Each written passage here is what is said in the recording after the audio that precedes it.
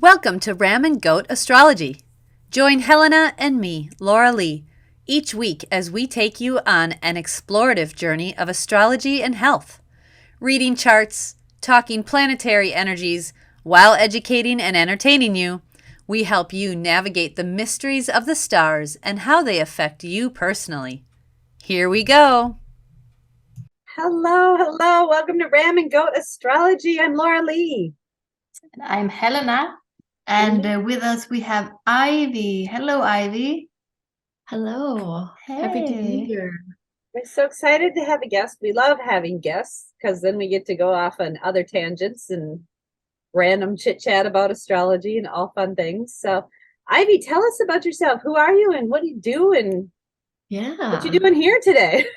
Well, I'm here because two amazing women invited me to be here, and I am all about sharing my authentic voice and wisdom as much as I can. So I am Ivy Kaminsky.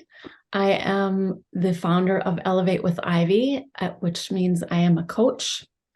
I'm basically what I call a self-love and light whisperer. I think that feels so much better than coach.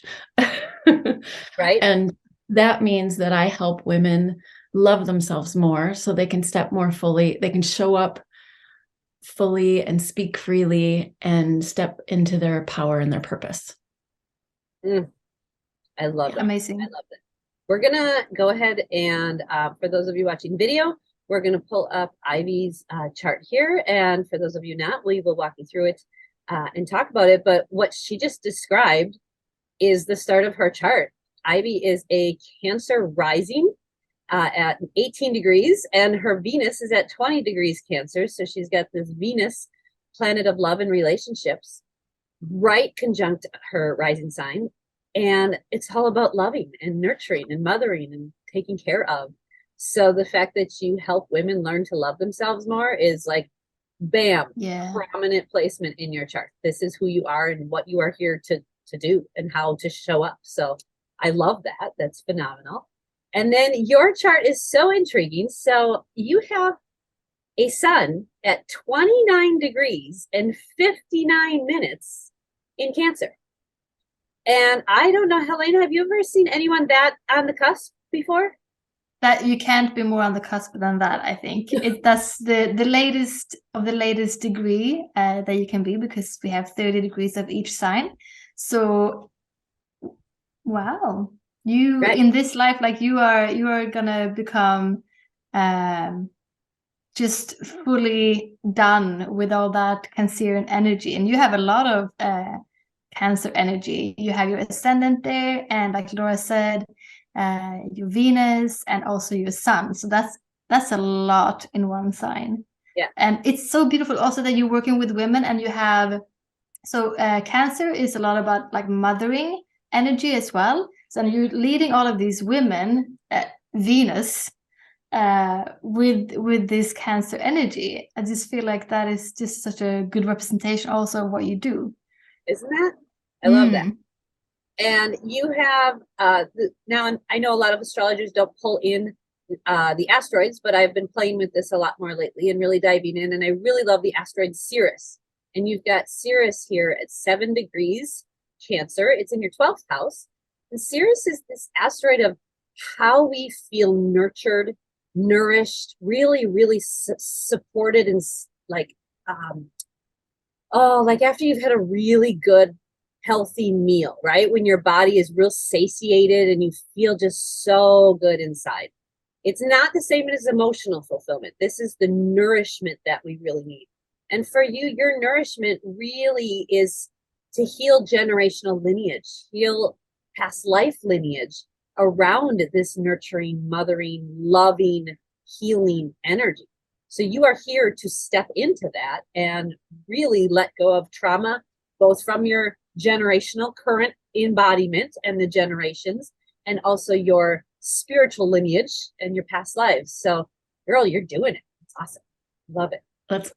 I love that. And I am here to heal generational trauma. That's something I'm really passionate about. I know, Laura Lee, you and I have talked a lot about this. My a speech that I gave recently is that it starts with the line, I came from a long line of unexpressed and, oh, what's the other word? Of course, I'm going to forget it right now because the camera's on me. Anyway, my mom was abused, and that's part of the reason that I do the work. I grew up in a household where my mom was being abused. And so that's a big reason why I do the work that I do, is because it was so perplexing to me for so many years. Like, why would someone choose this for themselves? And what I came to realize is that she didn't think she deserved any better. And, for years I thought, well, I will never settle for being abused, like absolutely not, never. Yet 17 years into my marriage, I realized that I was that I was in an emotionally abusive marriage, and that when he would yell at me once a month, he wouldn't talk to me, and then he would just blow up and yell, and I would immediately go into that response that I did when I was a kid, freeze and like shut down until it was safe again.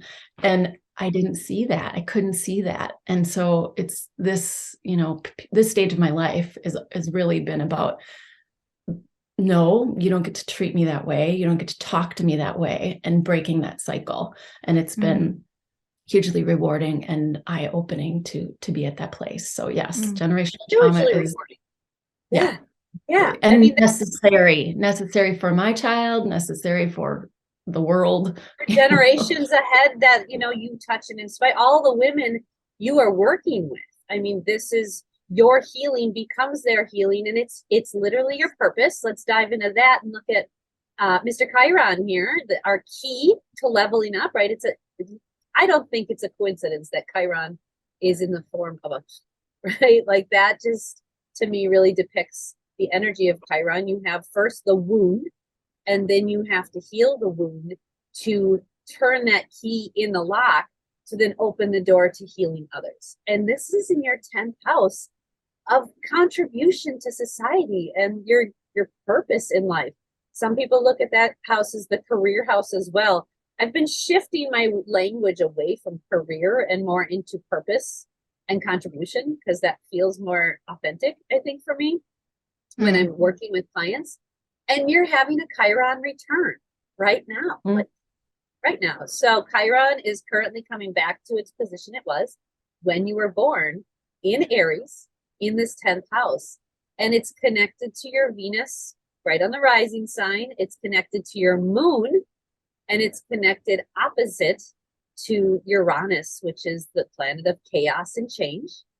And Uranus is in that Libra energy of balance and harmony.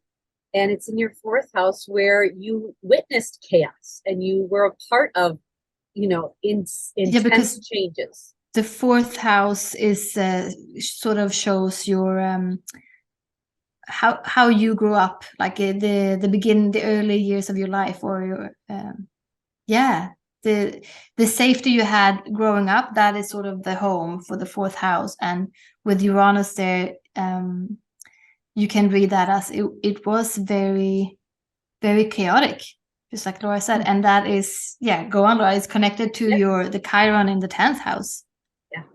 Yeah. So you're having this really big shifting of really healing the chaos within relationships, right? That opposition for Uranus and Chiron creates this like seesaw imbalance.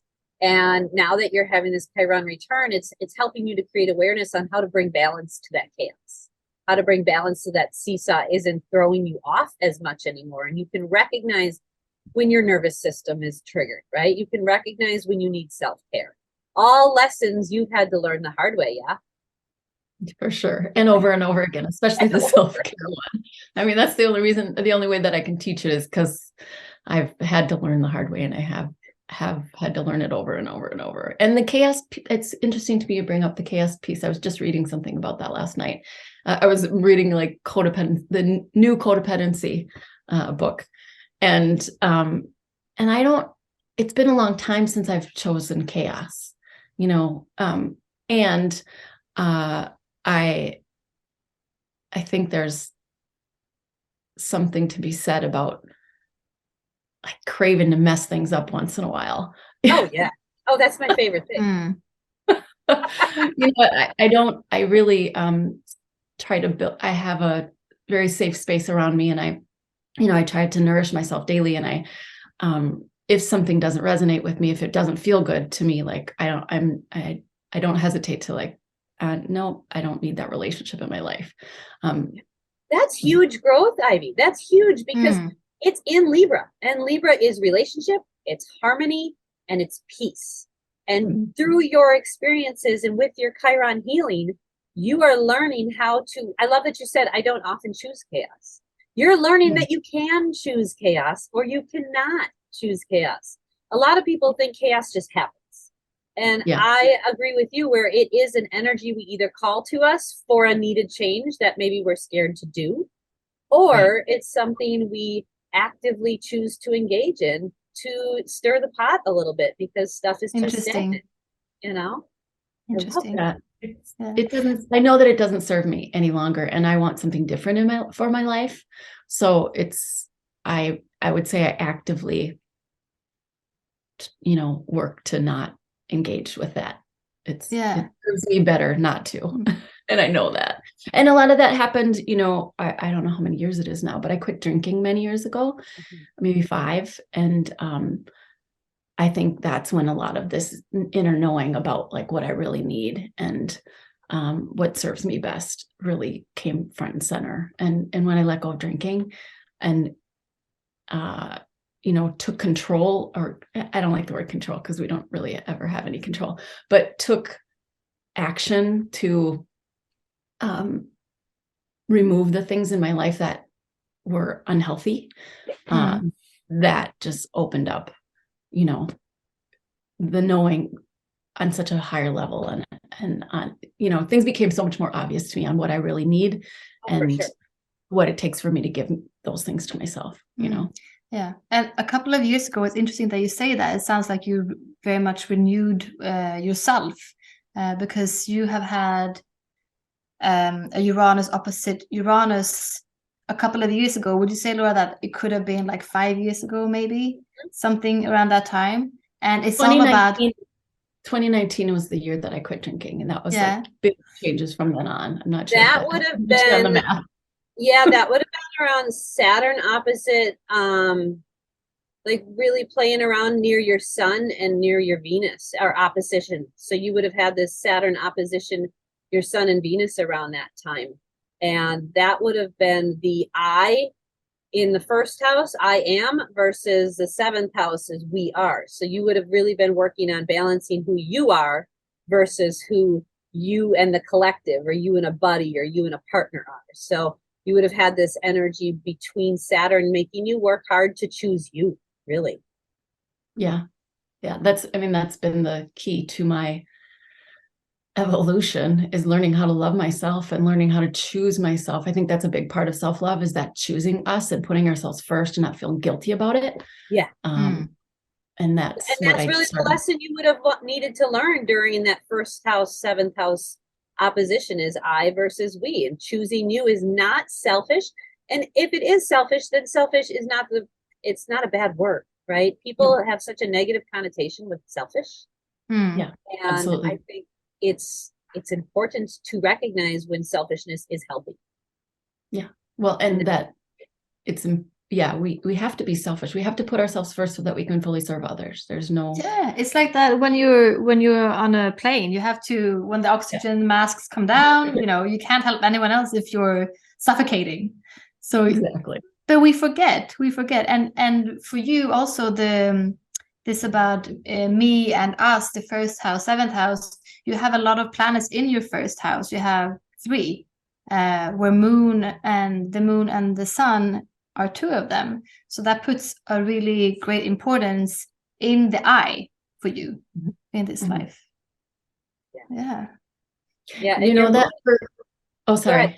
Go ahead. For the first part of most of my life, I had my chart just 2 minutes off, and I thought I was Leo for most of my life. Interesting.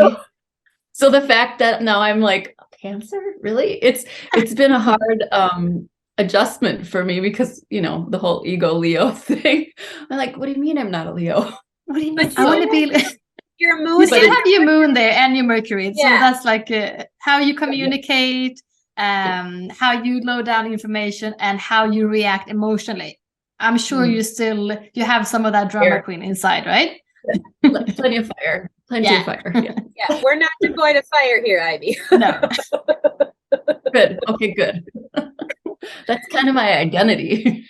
It makes sense with your 10th house starting at 1 degree Aries. Like, it makes sense that you would really identify with fire. That is your purpose in life, is to light people up. That is your contribution to society, is to be the brave, bold Aries leader, right? And your moon in Leo is positioned right in the middle at 13 degrees Leo. So you've got the fire in you for sure. And you're going to light people up whether they want it or not, really. Good. Yeah. And I would say it's a lot you in your life. You will come into the position very much of being a leader, which you are now. You are, it sounds like, very much a leader, and that is also what you're here to do. You're here to take the lead and just get some people to follow you, because there's fun places to go with you and amazing places. Yes, I would agree. I would humbly agree. Let's talk about that. Saturn is the planet I always look to with leadership. And he's a pretty prominent placement in your chart. He's at 3 degrees Gemini. Now, before we started recording, you were chatting a little bit about this. He's at 3 degrees Gemini in your 11th house. And the 11th house is all about creating community and groups and support systems and working to really raise the vibration of the collective, right? And Saturn is about working hard and you talked about being in your masculine energy. You really had to kind of push that, right? And that's what Saturn would make you do, is be in this more authoritarian masculine energy. And if you can see in your chart, he is opposite Neptune and Jupiter in the 5th. And he's also trine to Uranus and Pluto in the 4th and 3rd. He's square to Mercury in the 2nd. And he's sextile to your sun in the 1st. So he's having 1, 2, 3, 4, 5, 6 conversations when you were born. Boy, Saturn was active when you were born. And he's in your house of, humanitarian and really being seen as a leader in groups. So people see you as the responsible leader, but it's in Gemini. Now talk about that a little bit, because you mentioned that you kind of had this, almost this yin yang energy around this. Talk about that a little bit more. About my masculine feminine kind of journey. Yeah. So first thing I want to say about leadership for me, that's always been something that's inspired me, is I want to be someone that people, I want to lead by example. I don't want to tell people like, you should do this and you should, you need to do that. It's like, here's what I did. And if this inspires you, awesome. Like, here's the way. Let me show you the way. And in terms of that masculine feminine, that's been a really fun and eye-opening part of my journey, because of our society and the way that I don't know if it's part nurture and or just the way I was born, but I leaned so heavily on my masculine for most of my life. Really good in school, and it was easy for me. And I always considered myself a very like type A doer kind of person. Like, I get shit done. And I was proud of that. That was a big part of my identity. And then somewhere along the line, I realized how much I was pushing away or rejecting or not tapping into my feminine, my creativity, my flow, my allowing, my surrendering, and a huge receiving wounds like that I've worked to heal. But when I finally figured out that I could ask for, like, I don't have to do everything myself, I can ask for help, and I can heal that, integrate my masculine and my feminine parts. That's something I do for clients, is that parts integration. But once I healed that and could be more fluid between my creating and allowing and being and my doing, like, huge things opened up for me. And in terms of leadership, like I could not be in the place that I am right now, really solidly in my purpose and my power without that integration. It's been key. Yeah, really huge. Because you had to mature into that Gemini energy and the maturity. And I felt this right around 35, being a Gemini rising and a Gemini moon. Everything I've read about Gemini is like, you don't mature until well after 35. And that for real, like that, I hit 35. I was like, oh, this is what it feels like I would to be responsible and an adult, right? Oh, this is what maturity feels like. Can't wait. Right? 1 more year to go. Right? To recognize and to be humbled in the fact that integration doesn't mean you merge the black and the white together into gray, right? That's not what integration means. It means you see the individual parts for their unique abilities, and then you zoom out to see the whole. And that's the maturity that you had to step into with Saturn. And once you really fully stepped into that, his conversations he was having with all of the other planets, like all leveled up, right? Each one had a new maturity to it, whether it was him talking to Jupiter opposite or him talking to Neptune opposite. Instead of the imbalance, you were starting to create a balance between those things. So Jupiter wasn't shining too brightly on your masculine energy, and he wasn't shining too brightly on your feminine. He was helping you to recognize both. And your intuition, Neptune, was definitely leveling up in your spiritual connection, right? Your connection with the divine and all things beyond the veil. So all of these conversations Saturn was having just kind of kept leveling up the more you matured into that leadership role and into that understanding of the duality and the integration. I love it. Yeah. That duality piece is so, I don't know, I can get really excited talking about it. It's like, we work so hard to deny certain parts of ourselves for much of our younger life and to fight against our own inherent nature. And until we can accept all parts, the parts we don't like, the dark, the light, everything in between. I just think we're kind of stunted, Preach it, girl. And there's you have a couple of oppositions in your chart where you talk about duality, I think, oppositions, and you were talking about the masculine and feminine, and that just got me looking at the opposition between your moon and Mars, because the moon is the mother energy, and then we have Mars, the hyper masculine warrior, and they are just opposite each other. So I can for sure understand. In the fire and air sign, Leo and Aquarius. Yeah. So I really understand that you have had that pull inside of yourself between, and maybe not allowing, you've been going with the Mars energy and not maybe allowing that moon, giving yourself, and the moon is in the first house. So again, that's the I, not the we. But now it seems like you are going and you're resting more in the moon as well, and also learning that you're actually a Cancer and not a Leo sun sign, that you are the nurturer, the mother energy, all of that. Yeah, maybe that came later for a reason, to your knowledge. I think so. Yeah, I think so. This year Saturn was transiting over the top of your Mars. So again, Saturn, whatever he touches, wherever he is, he brings this responsibility and this maturity.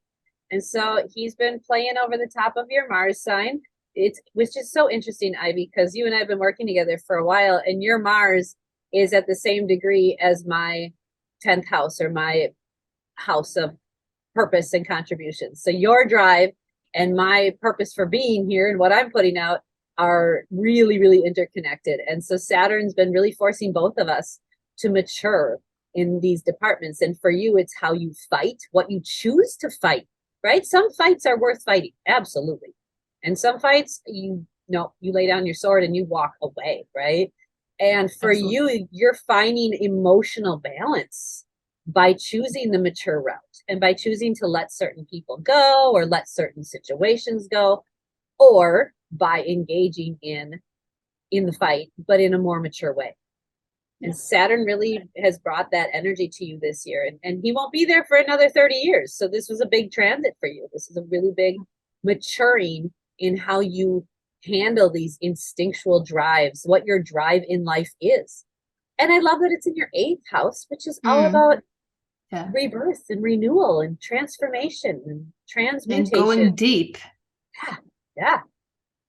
And So I see Mars as like it, because the 8th house is very much the, down at the bottom of the ocean. And with Mars there, I feel like Mars is like almost that hook that goes down, like when you have a fishing rod, and there's like Mars shaped like a hook and just goes down and catches something from the bottom and like by force it pulls it up.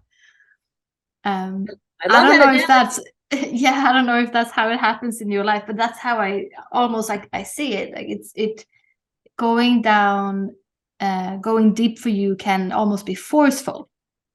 I don't know, by choice or by it just happens. I have a great drive for growth, like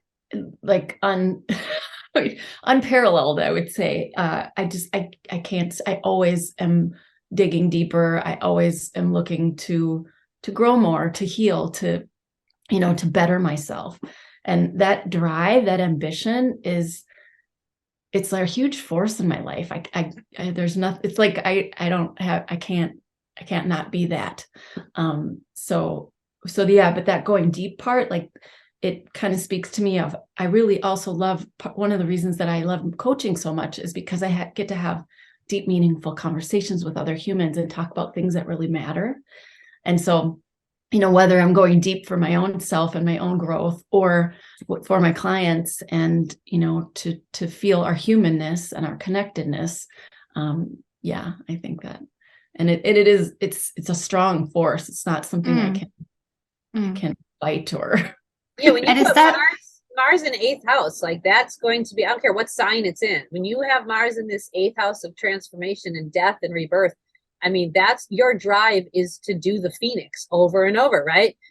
Completely consume yourself in the fire and ashes and rebirth anew. And right, I love that phoenix analogy. And that is what you're here to do with Mars in that 8th house, and opposite your moon and opposite your Mercury in Leo. Well, there's the fire that's gonna burn you so that you can rebirth. And it's just this constant cycle for you. So anytime you have planets that transit over the top of your Mars, you're going to feel this energy for sure. It's going to be very active for you. My logo is a phoenix rising. Oh, that I love. Yeah. I knew that and it just didn't click until you just held that up. I was like, oh, sure shit. Yeah. That's amazing. That resonates. And is that what you were sort of talking about before about, is that when that would happen, that you felt the need to integrate that you maybe didn't do before because of the polarity, that you would go deep, but then, and you would maybe rip up wounds or like you just go super deep, but then there was no integration? Is that what you were sort of referring to before? Well, I didn't even know what integration was before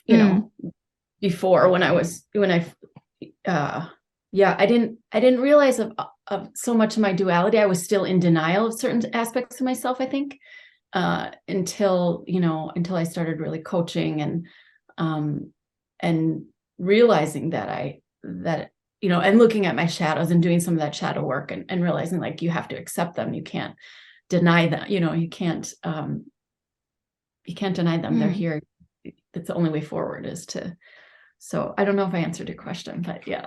Yeah, no, I was just intrigued to see how that showed up, because that could definitely be showing up, like that. Like you needed the integration, and then there was that polarity, and you would go super deep. But then what do you do with all of these emotions that you ripped up if you're not taking care of them and integrate them? And you have the moon there pulling on the other side of Mars, and you just need the balance.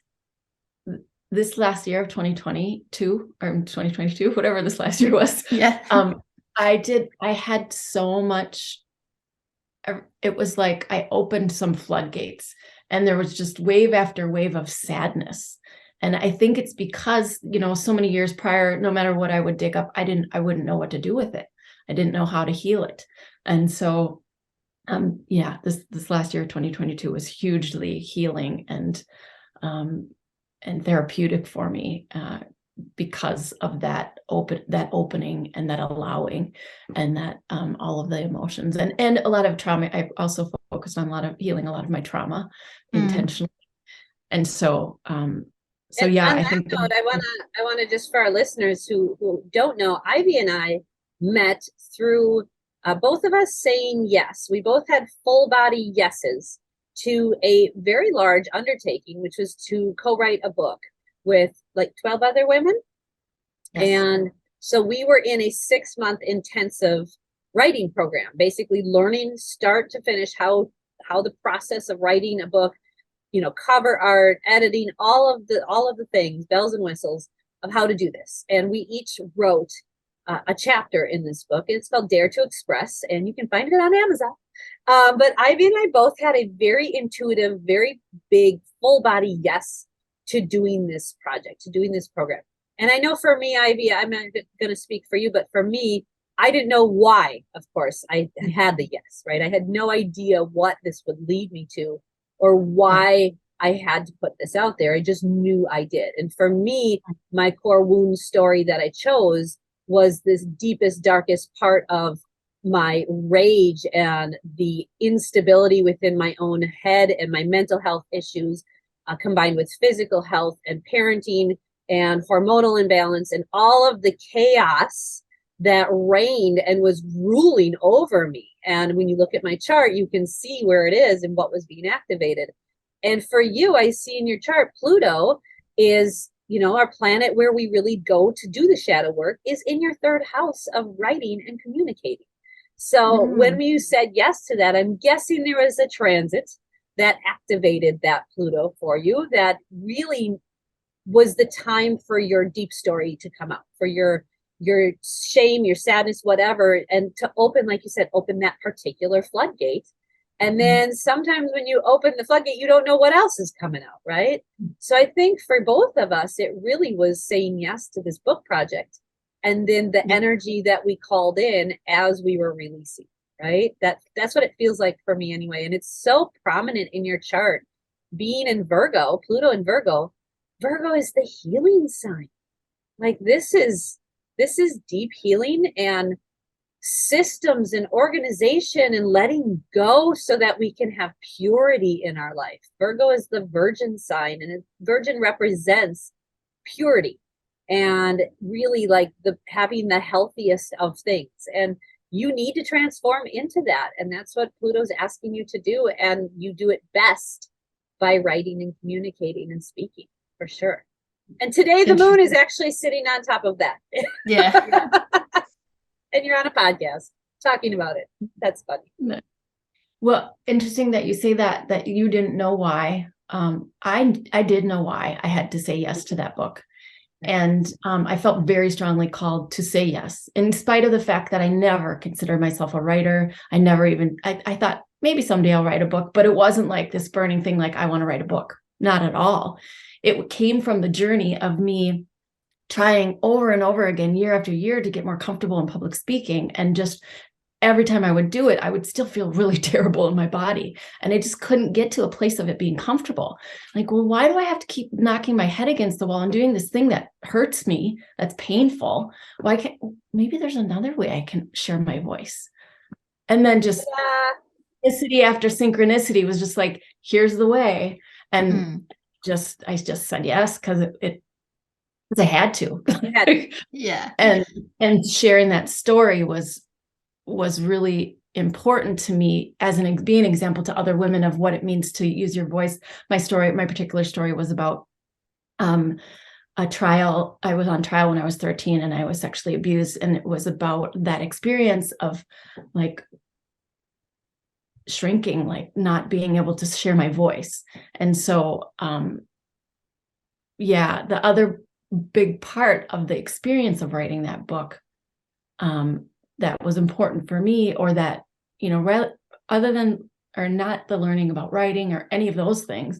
The community was awesome, but the part that really stood out for me was most important was the journey of getting through my own stories and negative self-talk about even being a writer. So, growing into that my power and using my voice and seeing myself in a new light.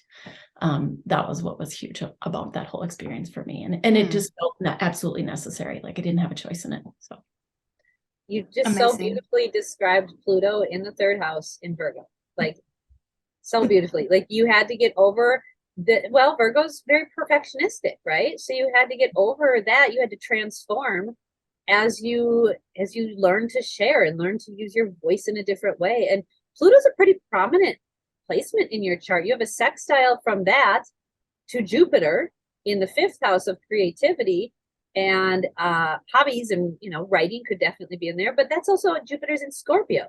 So now you've got this Pluto Scorpio connection, and then Pluto's also sextile to your sun in Cancer.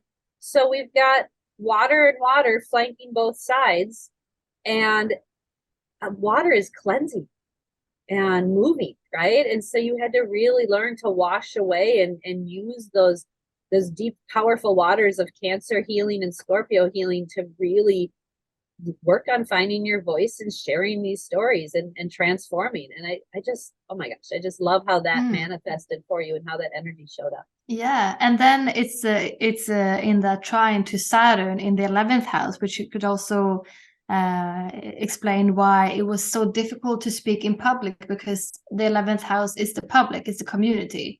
Yep. So of course you would have those difficulties and it would be hard for you, and you just have to push through, because that's why you're here to learn, to find your place in community.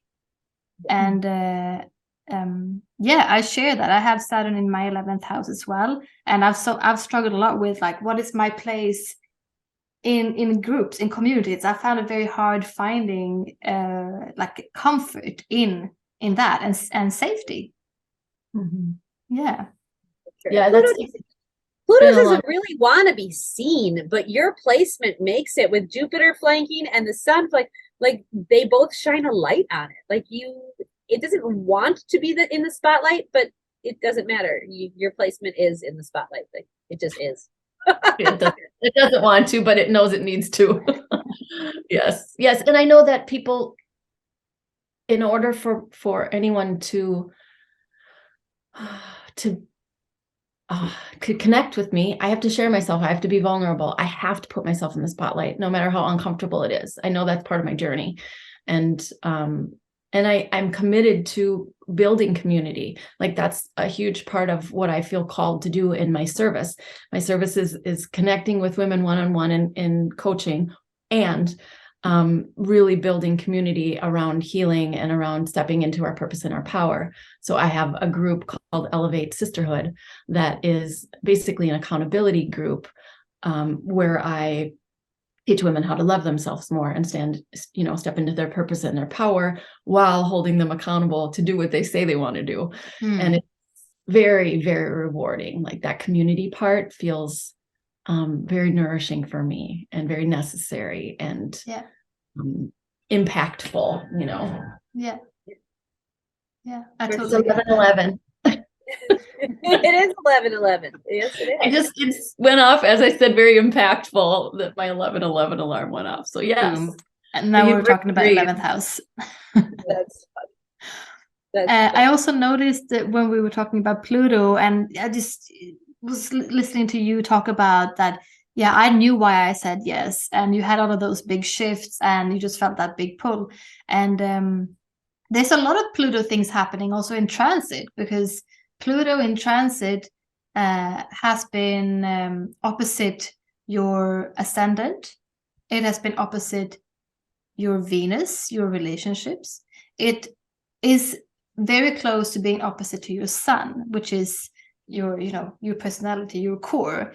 And Pluto is all about death and rebirth. So there has been a lot of, I would guess, a lot of changes and revelations about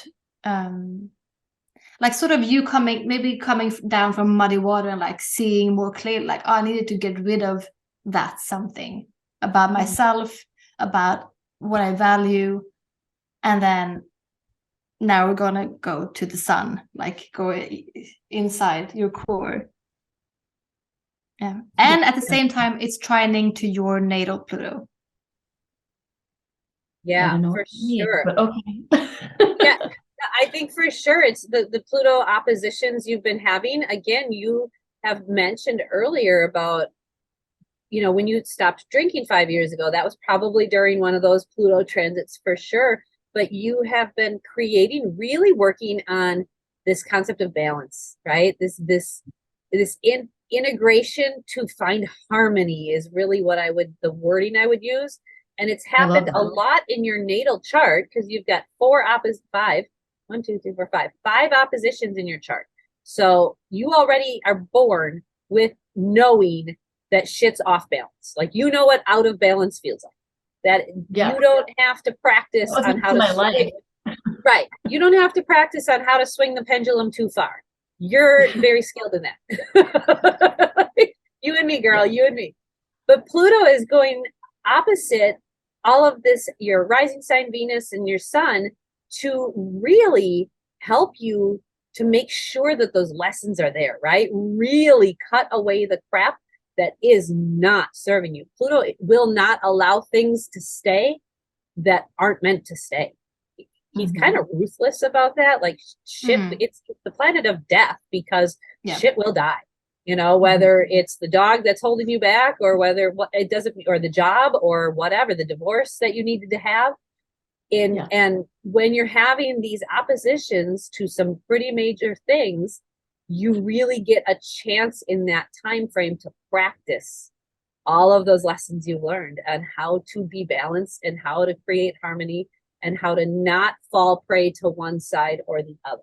That's the beauty of Pluto opposition lessons. They're not comfortable. They're not comfortable. I like that you said integration to find harmony. I don't like the word balance because I think it's unrealistic. I don't think we ever actually can. But absolutely, I have been, trying to find my place, the place that feels the most self-honoring to me, over and over and over again, and lots of reminders. What isn't that? Yeah, and you're going to feel it pretty profoundly for the next year. Pluto's going to go he's at 27 degrees Capricorn right now. Your sun sign is 29. So he's going to go into Aquarius. He's going to hang out at 0 degrees Aquarius for about 8 weeks or so, right around when I have baby, in April until about July. And then he's going to retrograde back into Capricorn. So my husband and I just actually went through this last night because it's affecting him profoundly.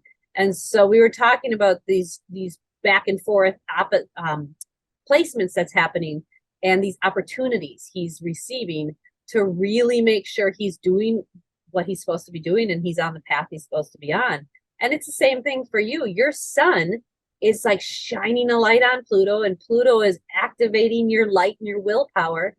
And you're going to have a couple more opportunities here to play around with these, I don't want to say boundaries, but really it's healthy boundaries, right? These really setting these boundaries between the I and the we. This is first house, seventh house energy. And you're going to feel this really profoundly again in fall, and then right around the new year. And then finally Pluto will go into Aquarius and leave you alone for a little bit. Boundaries. Yeah, boundaries are the hugest issue for me right now, especially with my child. I feel like I've gotten pretty good with them in all the ways that I like, all the adult ways, all the ways that I can step out of things. Like, I have a choice, but with parenting, I don't have that choice. So that seems to be the one that keeps coming back and is the biggest learning. And it's, what's happening there? Do you want to elaborate on like the difficulties? Yeah, absolutely. I think we're really different in nature. I'm very sensitive, and he's very spirited. And so at night in particular, it's like oil and water. I need quiet, and I'm also very sensitive to noise. I need quiet, and I just don't have much energy left. I'm kind of depleted at the end of the day. And he just gets amped up because when he's tired, and he's coming at me physically, and I don't feel safe, and I'm put back into my trauma. And it's like we both have needs that are in opposition. Is he into astrology? Or would it be, is he into this sort of stuff? Yeah.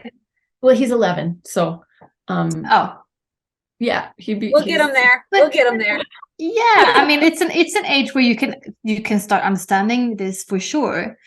Yeah, he's pretty open-minded. Yes, yeah, he likes to learn. So, yeah. Because astrology is so great with understanding each other. And what I see, what you describe, that you are very sensitive to noise, and you want to feel safe in your home. You're just describing all of that Cancer for you. You need to have your house needs to be safe, and you are very sensitive to all of these, to noise, and you don't want that coming into your little bubble, because that is your little space, and that is so important to you. And I haven't seen his chart, but then you can send us his chart and we'll take a look at that, and you see he probably has something very opposite. And he has 5 planets in Libra. We just did this like oh really? I haven't done a reading for them yet, but I pulled up his chart really quick. I was like, oh, he has 5 planets in Libra on top of your Uranus in your fourth house. Yeah, he's activating all of your chaos and triggering your nervous system. All right. Yep, that's what he's supposed to do. There we Good go. job. There we go. Well, if he's into and wanting to learn some astrology, you could start using just astrology language like you do, Laura, at home. Like, now I'm just feeling like all that Cancer energy, and I need to be able to be in that, and I need that, and I know that you're super like over there right now with all of your air, and let's just go, because it makes it very easy, I think, and also, at least I think for me, it gives me a lot of pictures in my head, and it makes it a lot easier to understand the other. Like, okay, now he's being just like a bull, and he will be super slow, and I can't do anything about that. We do talk about energy and things, all things woo. We talk about like volcano erupting with the anger, and bring in nature elements and stuff like that. So and he's also very persistent. Is probably, if I had to say one trait that is most overarching for him, it's persistence, which is like he keeps coming back at me, and I want to crawl into a hole or you do. You want to go underwater. You do. You absolutely want to disappear underwater, for sure. I do. Yeah. Yes, I do. Yeah, and I think one of the things I know, my father is a Cancer rising, and one of the things I've watched him do over the years is when he's in that state of stress and tension, it's almost like you're walking around with an aura that's like a bathtub, right? Like, picture yourself like with an aura that's watery. You've got water surrounding you. And when shit just got too much for him, or the kids were too much, or frequently it was me, he would freeze his water, and like he would become ice, and we couldn't penetrate it. We couldn't get through to him. And while no, that's not the best answer, and it certainly didn't help with communication and whatnot, that was what he had to learn to do through his childhood and his abusive upbringing and stuff. He had to learn to freeze his water, because he's so freaking sensitive, right? You feel every little vibration. Yep. You can use that language, be like, all right, I'm starting to freeze my water, or a tsunami is brewing, or a hurricane is brewing. We need space. We need 10 minutes. Go write in your journal, or you know what I mean? Like, I will use these words a lot with my children. I was like, guys, I don't know what to tell you, but fire tornado mom is starting. You should all back off. And if there's a fire tornado coming near you, I'm going to suggest you move away. Don't try and negotiate with it. Don't try and pause and stop it, right? Meanwhile, my stubborn Taurus son is like, I'm a cow. I'll stand here. I was like, do you want to see what tornadoes do to cows, honey? Do you want to watch YouTube videos? Cows fly. I'll show you. Oh, Show you. that's And priceless. we've done this. We have pulled up YouTube videos of cows being sucked into tornadoes. I'm not Well, even joking. That's so funny that you're showing him, like, you want to see what it looks like? This is what it looks like. He's still such a want it? visual, though. It worked, Yeah. right? And Yeah. maybe you need to show your son what a hurricane can do, right? Like, you have fire and you have water, Ivy. When you combine fire and water, you get a tsunami, you get a hurricane. Like, that's what you get. You get a tropical storm. And what do people do when there's hurricanes? They don't try to stop it. They board up their windows, they go to the store and get food and water, and they wait it out, right? And this is the explanation you need to give your son. Like, I am about to blow. The storm is coming in. You need to go board up your windows and leave me alone. Get away. Yes. And yeah. I think the honesty and his communicate, he's got 5 planets in Libra. He knows how to communicate. Like, he gets that. Great. So Great I think the communicator, honesty of the chaos, Uranus, right? You have Uranus in Libra. So when you're honest with him and really use those descriptive terms to describe your nervous system and where you're at, and that you are out of harmony and you are not feeling, balanced inside of yourself, and really make sure he gets it. Like, this isn't a joke. This isn't funny. I'm not enjoying this. I'm not okay. And our relationship is not okay. You've got to give me space. Right? Yeah, I've tried that, and it sounds good in theory, and I know, and I've gotten really good at communicating it, but it seems like when I try to do that, his needs are like, he needs me. He wants to be close to me. He wants to touch me, and I can't. Yeah. So it seems like we have conflicting needs, and we're working on it. So definitely, I think part of that is his maturity too. Yeah. The next year or two, he'll start to really mature into a better understanding of what that means. It sure has given me a great opportunity to be a better communicator and to have stronger boundaries. That's for damn sure. Right? Lots. Yeah. Yeah. Yeah, but I was just gonna say also that keep honoring all of those needs that you have, that you need to have that safe, quiet space when things do not affect you, things do not come into your world unless you invite them in. That you can be like that. Like, now I need to just go into my beautiful blue world where everything is pretty and safe. Yes. And that's where you really need that. So you should give yourself that. I mean, as often as you can. Yes. And again, I didn't do a reading for them yet. I just kind of pulled up their charts together, but he had some strong 5th house placements. And so do you, Ivy, with Jupiter and Neptune in 5th house, which is children and fun and hobbies and creativity. So, taking the energy away from going towards each other and instead putting it into a hobby together, right? So the energy is not going at each other. It's going from both of you into a collective project, or, a project you're doing together.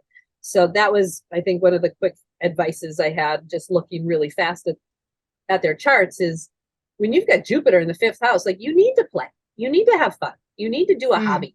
And he had some of those placements too. And I'm like, both of you need to do a hobby together. And that will help redirect some of that tension and energy into a shared project. Absolutely.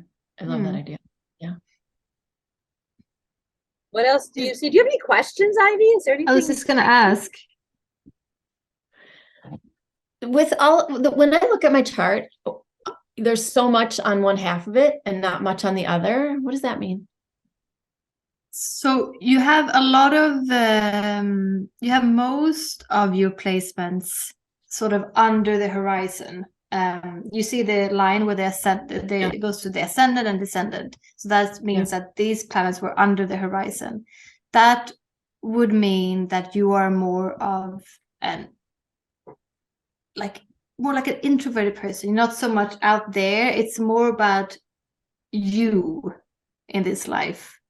Like you are more internal work. Yeah. Yes. That doesn't mean you won't be seen. You have your moon in Leo and your Mercury in Leo. Of course, you'll be seen. But a lot, the planets in these particular houses will manifest more in personal ways. So Mercury in your second house, your mind will be much more consumed with finances, home life, stability, creating a stable home, that kind of thing. My Mercury is in the 11th house. I am constantly thinking about connecting with people and what can I do for groups. And, my mind is always out there. Your mind is usually kind of internal and in your own space. So anything under the horizon is usually like introspective, interpersonal stuff. And anything over houses 7 through 12 is more affected by other people or affecting other people, groups, that kind of out there energy. Yeah, and I mean, you still have placements above the horizon. You have Mars there, a strong planet, and Saturn. So, you still have those external things as well. Awesome. I was just curious. Because when I look at that, I can't read it at all. I don't know what it says at all. Which is why we're doing this, because this is really fun and I'm learning so much. Yeah. No, I mean, the first time you look at a chart, it's overwhelming. I think my eyes went like that. Well, and I've looked at them for years, but I still don't. Yeah. Still don't know what I'm looking at. One other question about this year. Is there anything that stands out in terms of what I should or shouldn't be doing for 2023 that would be helpful for me to know? Okay. Well, number one, I see Jupiter at 2 degrees Aries or 2 or 3 in your 10th house. So that's a once every 12 to 13 year transit. Your purpose and contribution to society is being lit up. Jupiter is huge. It brings huge energy, benevolent, fun, playful, just good fortune, good vibes are really what Jupiter brings. The downfall of Jupiter is that it could be a little too much. It could be a little too overwhelming. But Jupiter going through your 10th house is the thing that jumps at me for the next 5 to 6 months. You're going to have a really active career and purpose for the next 5 to 6 months. It's really going to be on fire. Like, make sure you have a fire extinguisher next to you at all times and put yourself out sometimes, right? I like fire, but right? That can be too much of a good thing. It can, and you and I both know that with our fire placements, fire can burn. And so making sure that you're recognizing how big of a year this is for you. And then after that 6 months in your 10th house, it'll move into your 11th house in Taurus, where you'll be really, really focusing on relationships, finances, probably increasing your stability. Food may become a big priority. Maybe you start to shift into more food stuff, food healing. What else can you see with that, Helena? Well, I'm looking at Uranus over Pallas. So Uranus is transiting here in Taurus, and you have Pallas Athena, the asteroid at 17 degrees Taurus. And it has already touched, the last year, it's touched this point. It's touched Pallas already once or maybe twice, and it's coming there again. And Pallas, you want to tell us about Pallas, Laura? Because I know more about. Yeah, this is another asteroid I've been playing with, and it's just really diving into, because it's Pallas Athena is such an interesting character in Greek mythology, and she emerged from Zeus, her father, fully dressed in battle armor, and she's known to be very, very, very, very smart. And she's the goddess of wisdom and the goddess of strategy and learning how to really implement wisdom and strategy to not have to go to war. She's ready for war. She's in battle armor. She's got her sword. She's ready for war. But she does everything to avoid it. She's actually a really great negotiator. My son actually was teaching me more about her recently because he's super into Greek mythology. He's like, "Ma, look, I learned all about this." I was like, "I'm gonna take that. That's good info." So with Uranus, I love the planet Uranus because he is like lightning, and he does bring sudden change. And that sudden change can feel chaotic to people. But that sudden change is so we can really step into our individuality, and be our authentic, true self. So your strategy and your wisdom and the way you negotiate with relationship, Taurus, with money, Taurus, with your possessions and your home life. Those things are all going to be really important for you and really be transforming the way you view them and how you use your wisdom, right? This sounds funny, but you're going to use your wisdom more wisely. Does that make sense? Yes. That sounds amazing. Right? How else would you interpret that? Yeah, no, I love your explanation. And I think it's going to be, I'm just thinking about when this will happen. I think this will be the most potent. This will be November 1st. And the only reason I know that is because last night, that's my husband's rising sign. And so we were playing with this, and that November. will hit. Yeah, November 1st is when it will, because it's retrograding right now, Uranus is, and he'll move back over November 1st over the top of that specific placement. All right. Yeah, so you have a little bit of time, but have you noticed the way you negotiate is different and the way you use your wisdom is different, how you're applying it? Have you noticed this? I feel like there's been a lot of growth there, and I'm trying really hard to, the way that I deliver my wisdom has changed, and yeah. I'm trying to do it very strategically in a way that people that the person in front of me can really hear and receive. Tangibly is, I think, the right word. Taurus is very tangible sign. Taurus is a physical, tactile sign. So you need to recognize that your wisdom has to be something that is coming through to people in a tangible way that they can grab and hold on to. Does that make sense? Yeah. That's awesome. Yeah. And wisdom, people I think sometimes don't know that the definition of wisdom. Wisdom is taking knowledge and experience and being able to apply it, right? You can be super book smart all day long, but you can be a complete idiot when it comes to functioning in society. Wisdom is the ability to take what you've learned and apply it to your growth and development. And so you're right. So Uranus is life experience here, lots of life experience. And I'd like to think that I do a really good job of combining the two, of tons of life experience, been through plenty of loss and hard stuff, like plenty, more than someone should have to endure, but it's made me who I am today. And I love to read, and I'm always learning, taking on something new, some new challenge, and learning. Last year was a lot about trauma and masculine and feminine duality and things like that. And who knows what it'll be this year. I'm kind of focused on food. It's interesting that and some and we'll see what else. Yeah, I see food becoming a bigger part of the toolbox that you use. That I think is, as Uranus goes over your wisdom, you're gonna really recognize how to incorporate that into your toolbox. Really, I mean, Taurus. Every time I see Taurus, I was like, and let's talk about food, shall we? Yeah. Food and comfort. Yeah. So your career is going to be a big part of you this year. A big growth with the fire, the drive. You're going to be really moving. And then with Uranus going through Taurus in your 11th house for the next, he'll be there until 2026.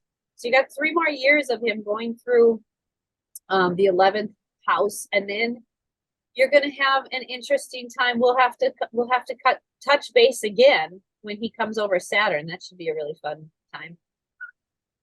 Or maybe not. I don't know. Just laughing. Ha ha ha. Laugh out.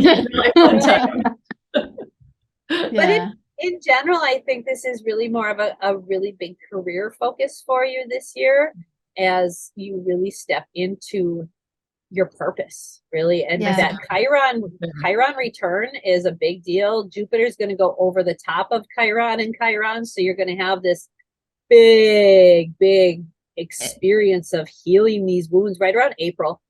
And it will really light up that for you. It will really light up, like, okay, what is my wound in how I relate to the outside world? with my gift to the world? What is my wound there? It might have to do with leadership in a way, taking up space maybe. Yeah. Yeah, it definitely, bravery will be a big factor, leadership, doing the scary thing because you know you need to. But it's not, I don't know if scary is the right word. I think that's probably not the right word, but I think you get what I'm saying. I'm always about pushing myself and doing. I was gonna say, with Mars in the 8th house, I think this is like it's like a delicious buffet in front of you that you can dig into. Awesome. Sounds great. I love that. Awesome. Anything else, Ivy? Anything else we can help you with there? No, I think no, that was wonderful. That was really lovely. I really resonated with the parts about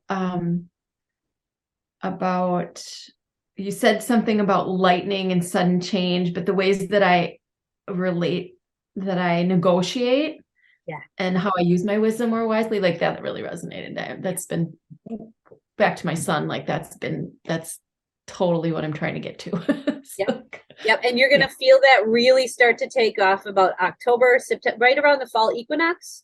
And then until around the end of the year, around the winter solstice. And honestly, the only reason I know this is because last night, this was our whole, like a 2-hour conversation, my husband and I, because he's going through a massive change. And this is one of the things for him. So I'm like, oh, look at that. You got that there. So I think for you, the best thing is just to, keep on the path you're on. You are living the embodiment of your chart, which I love. You're not fighting the energies, right? You're not trying to shun them or change them. You're really working on living in that higher vibration of each planet. And that's the beauty of astrology and the beauty of our map. And you're doing such a great job. Well, for anyone listening, I'm 51 years old and it wouldn't have been like this even, probably 3 years ago. Like it's really been a constant, redirecting and trying and growing and stepping into. So, it doesn't happen overnight, but it's possible. You too can step into your power. Inspirational. Great. So Ivy, how can people find you and what are you offering and all that good stuff? So I'm Elevate with Ivy on Instagram. My website is elevatewithivy.com. My email is ivy@elevatewithivy.com if anyone wants to reach out directly. And I am doing one-on-one coaching. That's what most of my schedule is filled with, which I love. That's just really my jam. And then the other thing is the women's accountability group that we meet weekly. It's a whole system that I plug women into for that. Where we hold each other accountable and do the things we say we're going to do. And let's see. Oh, the other thing that's really lighting me up lately is I've been creating hypnosis meditations, using hypnotic language, first dialing into someone and what they truly need and where they want to see changes. And it's so cool because somebody could listen to a meditation for maybe 30 days and see amazing changes happen in their life. So that's something that's really lighting me up and that I'm loving doing with people because I get to use my creative writing skills and my voice and, all the things that I think make me really unique. And I love that it's something that you can see changes in quickly versus, coaching a year, 3 months. That sounds so amazing. I love hypnosis. And it's so funny about the thing, like you said, you love creating these hypnosis. It's like you were talking about your Neptune in Jupiter in the 5th house of creating. You're doing that. You're creating these like Neptunian, like you just go into this other world. And even Pluto in your 3rd house, that speaks to that. Pluto is stuff under the surface. And hypnosis, I've used hypnosis for years myself. I love it. It goes under the surface, right? It keeps our monkey mind up here busy and it gets at that subconscious level. And it's such a Plutonian thing. And again, your Pluto's in the 3rd house of communicating. So that fits that. Along with your 5th house stuff, like again, you're just living in your chart. It's so fantastic. I love it. Very cool. Yeah, the subconscious mind is where we can, the real place, a place of real change. And unless we work on that, we can do all kinds of things on the surface, but you're not gonna, Mm. So if you're not seeing the things in your life happening that you want to happen, like work on your subconscious, period. So cool. Something unknown holding you back. And that happens to most of us, all of us everywhere, all the time. So, Oh yeah. Oh yeah. For real. Any words of wisdom to leave our listeners with, Ivy? Yeah, love yourself first. And if you're not happy with your life, do something about it. Only you can change it. You are the magic. Yes. I love that. What a Cancer thing. Love yourself first. I love it. Yeah, that's great advice. It's yeah. We need it so profoundly. Awesome. Thank you so much for being here, Ivy. We'll put all of your info in the show notes for people, and I can't wait to meet with you again. Thank you so much for being on the show. Thank you, ladies. This was lovely. Thank you for tuning in. If you would like to be a part of our show or have a personal reading done with us, email us at RamGoatAstrology@gmail.com. We can't wait to hear from you. See you next week.